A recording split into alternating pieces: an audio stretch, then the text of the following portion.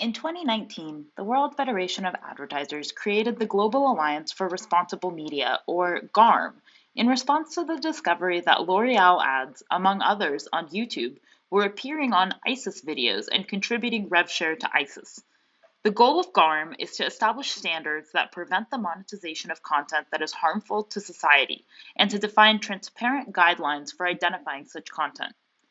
GARM's brand safety floor presents a taxonomy of 12 categories and defines the qualities of content across these 12 categories that should not be monetized by anybody in any media type.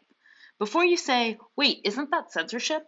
Consider that the brand safety floor is primarily concerned with criminal content, including content related to child pornography, illegal selling of guns, and other terrible criminal behaviors. This is a very low bar, but an important concern for advertisers advertising on platforms with exponentially growing user bases.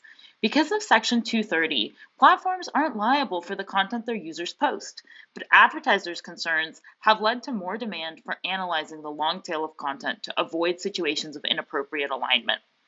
GARM also presents a brand suitability framework, which outlines more nuanced definitions for high, medium, and low risk across the same 12 categories.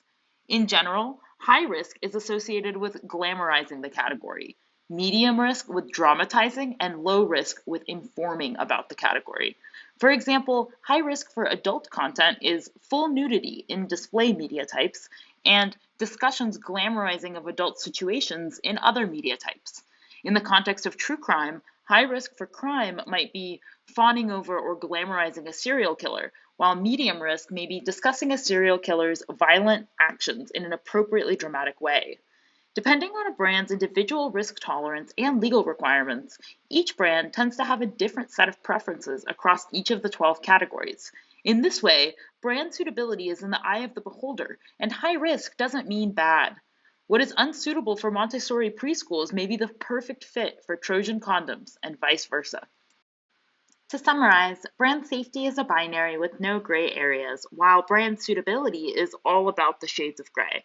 Brand suitability provides the nuance necessary to engage in content that's potentially risky in a responsible way. Barometer focuses on brand suitability in our analysis of podcasts based on the GARM framework. We analyze the transcripts of podcasts to identify discussions of each of the 12 categories and then use contextual, tonal, and sentiment analysis to automatically determine the level of risk.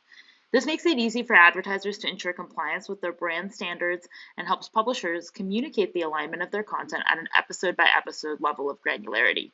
Finally, our analysis helps brands invest in categories such as news or comedy, which they may have feared were too risky.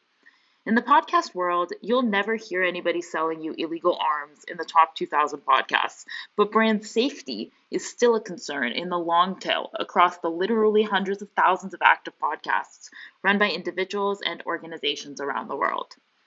Thank you.